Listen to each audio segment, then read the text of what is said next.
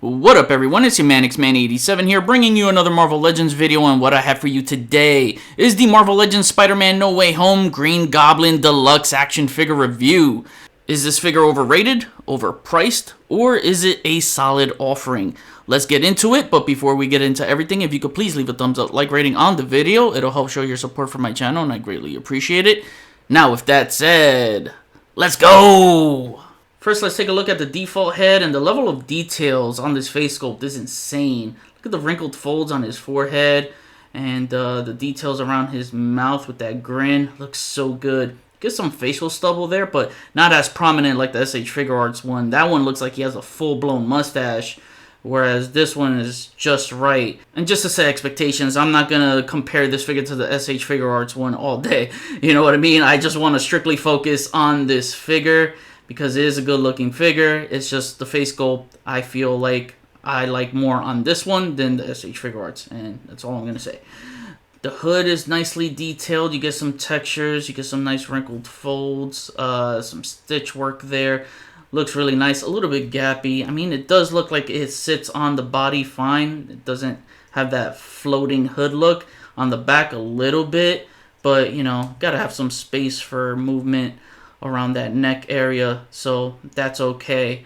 And yeah, I like the goggles, man. That's really nice. Got the purple lens, like his hairdo. Let me take this hood off, and with the hood off you can see the goggles wrapping around his head, and it's a really nice hair sculpt, man. I really like the way they sculpted the hair here. Let me take off the goggles, and yeah, it's a great Willem Dafoe likeness. I love it. The eyes, he's got some piercing eyes. He just looks sadistic overall. Yeah, the face print tech definitely helps. The teeth, and you can see that gap in his teeth. The overall likeness is just superb. And looking at the rest of the body work, this is where the figure excels, and it's in the aesthetics. I mean, look at this. I don't have to walk you through this figure. The combination of paint applications with the aesthetics, it just slaps all over.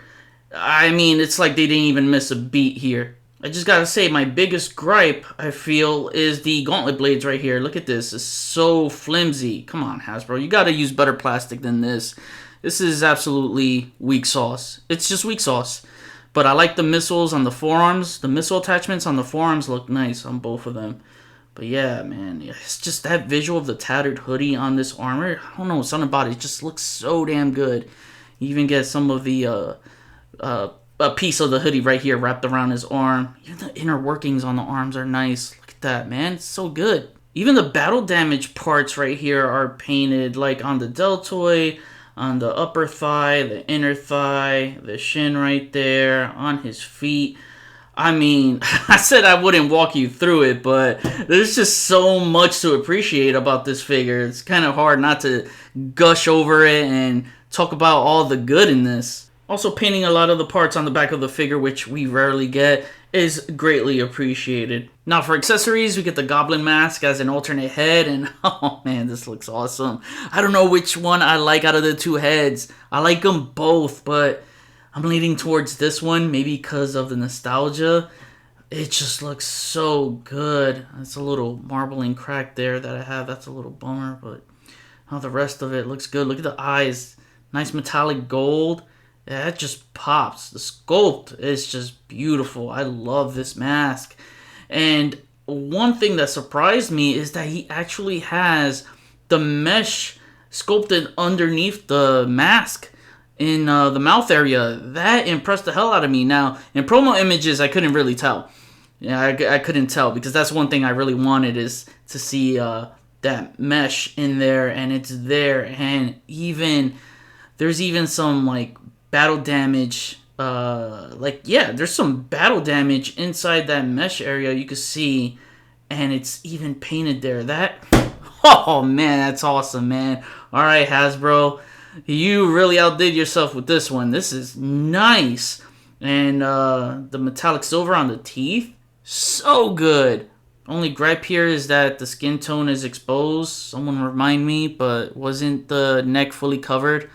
Pretty sure it was. Anyway, this isn't film accurate because he never had the mask on with the hoodie, I don't think. Man, I gotta watch the movie again. But yeah, wish the hoodie was removable, but you know, you can take it off. You're just gonna have to, you know, do some tricks to heat up the figure, pop some parts out and stuff like that. And I just noticed there is battle damage parts on the figure that's not painted, like right there on the torso and right there on the foot. So come on, Hasbro, it's $50, man. Paint it all. Then he has a pumpkin bomb, which is very tiny. You get some green paint right there, but it looks so bland. You know, I feel like it should have a metallic orange deco. This is just a very bland orange. It doesn't really pop, but it does fit into his hand very firmly too. You can hear that pop, that snap. So even when you move the figure around, it's not going to drop. I like that. I hope we get that for like comic Goblin figures where, you know, the pumpkin bomb fits in their hand and it doesn't fall off at all, because this is really, really nice. I like this.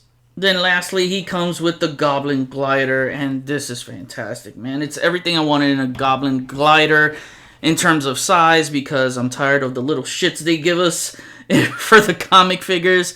I mean, look at this, man. No comparison. It's just, I love this size. I really am happy that they made it a deluxe where they can do the glider justice. This sculpt is beautiful. I like the purple paint right there, and the texture in there is really nice. There's no paint, it's just a dull plastic paint. I wish there was some metallic silver. But you get some blades right there on the sides and right there on the front. I mean, there's some paint. You get these bits right here that are painted in like a charcoal gray. And there is some slight overspray right here in some areas that gives the gray a little more definition right there. So, you know, almost like a gunmetal-like color. And you can see some of the shading there. So it's not too bad. Definitely plain underneath. This is the stand it comes with. But yeah, underneath there, again, beautiful sculpt. But there's no paint. They did paint the exhaust right there. So you get like a nice lime green color. That's pretty cool. But it's pretty articulate, and I'm happy with that. You got these foot pedals right here that you can swivel, and you can also pivot them, so it'll help him pose on the glider. I'll get to posing him on the glider in a bit. And there's hinges here that you can also, you know, flip the glider and pose in any kind of way. What's really cool is that the bottom hinges right here, at the very bottom, you can turn them even more, just like that. And you can have your glider ready to impale someone like that. That is freaking cool. Almost looks like a Star Wars starship in a weird way, but that's just awesome. I really like that a lot. And luckily it's not a pain to slide his foot in and plug them into the foot pegs right there.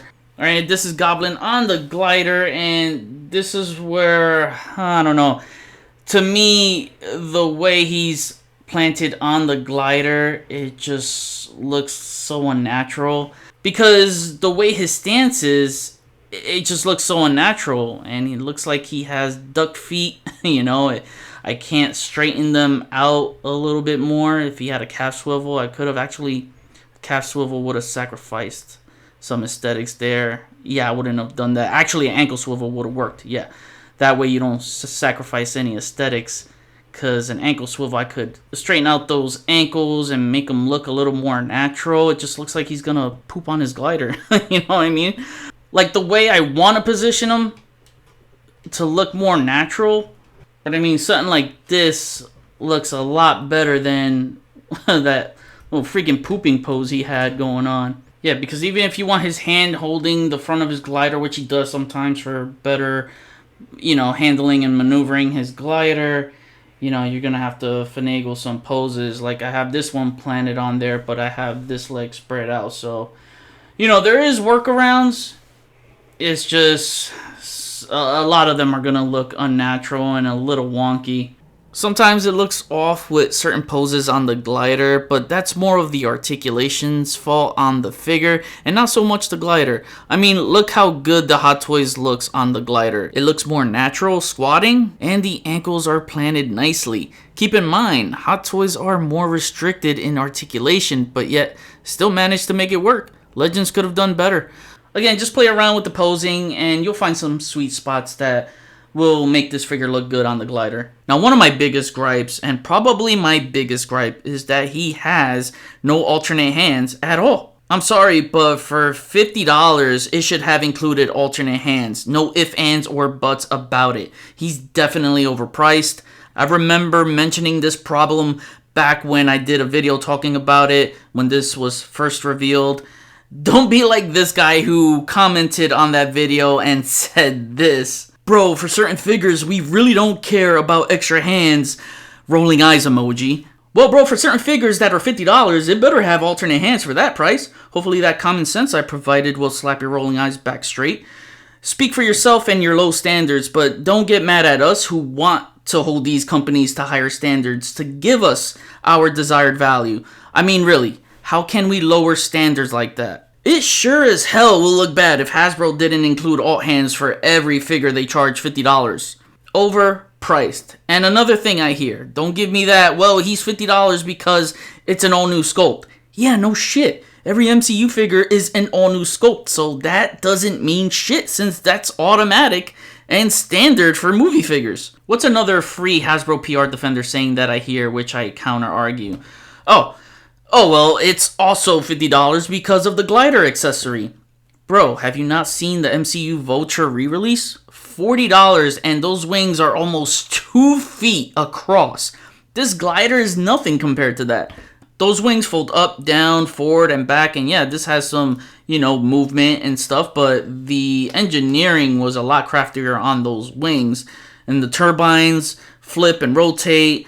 There's a lot more going on with those wings than this glider, so they still managed to give that figure new accessories as well. All for $40 again. Hey, it's okay to say a figure is still good despite being overpriced, but just be real about it and acknowledge it. Don't pretend it's not a problem. We gotta be vocal and let Hasbro know that our wallets are valuable and give us more bang for our buck.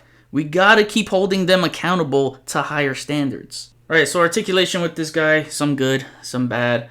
His head is on a ball joint, so you got your typical swivel. He does look up a decent amount. I wish he looked up a little bit further, but, it's not that bad. He doesn't look down, just a tad bit, and that's not good. He should look a lot further down, especially when he's gliding.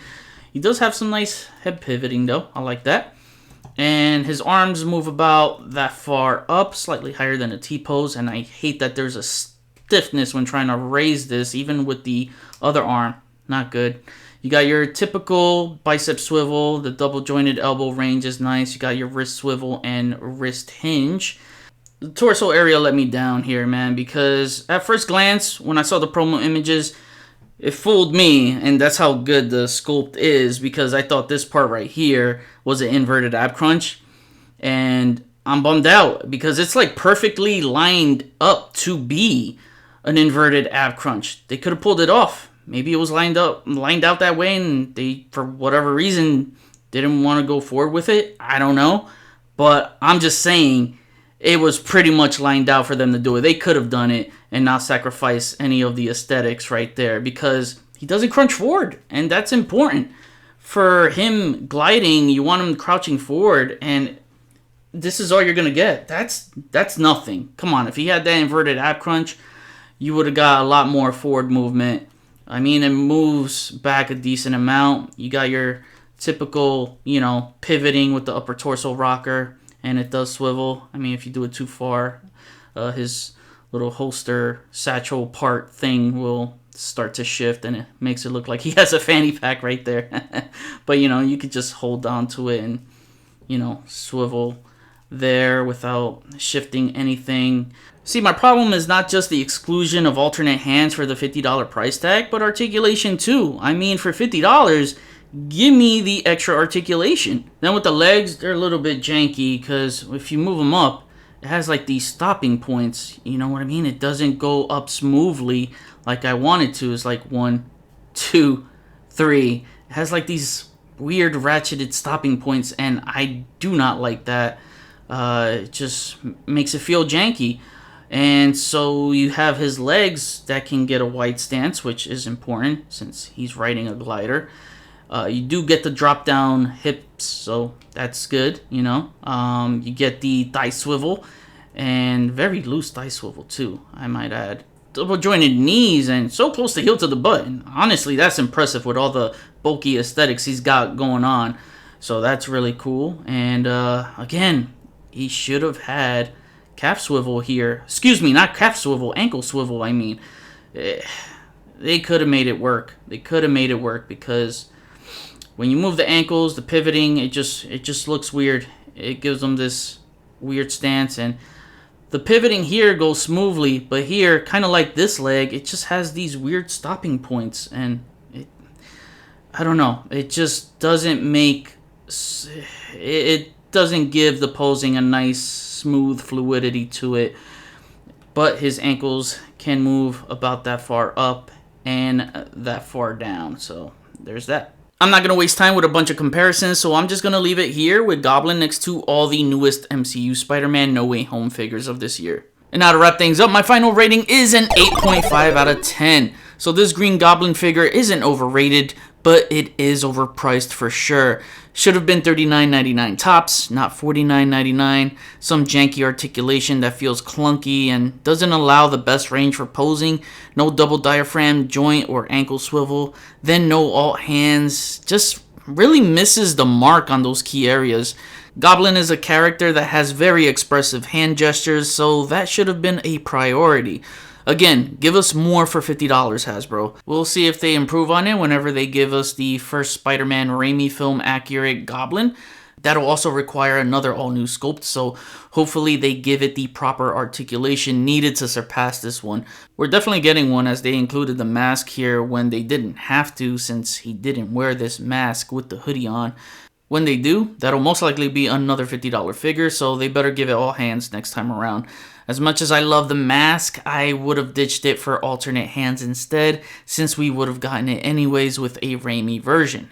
It is what it is though. Other than that, like I said, the highlight of this figure are the strong aesthetics and paint combo it carries. The two stellar head sculpts on top of that, along with the glider, which is awesome being articulate. It's just visually pleasing and it's so good to look at. I will say this, without a shadow of a doubt, this is one of the best MCU figures of 2023. Hell, probably their best movie figure of the year, and quite frankly, one of the best Legends figures overall this year. Period. It's definitely a standout. It's a really good figure, but it could have been greater, as there are still some things left to be desired to give us our full value per dollar. Now I kick it back to you. What do you think about this MCU Green Goblin figure? Is this the best Legends movie figure of 2023 in your opinion? Or do you have another movie figure in mind? Comment below, let me know, we'll chat about it. That was my review. Please follow me on Instagram if you haven't already at xman87. Hit the notification bell so you always know when my latest videos are up. Share and subscribe if you're new. See you on the next video. Peace, peace.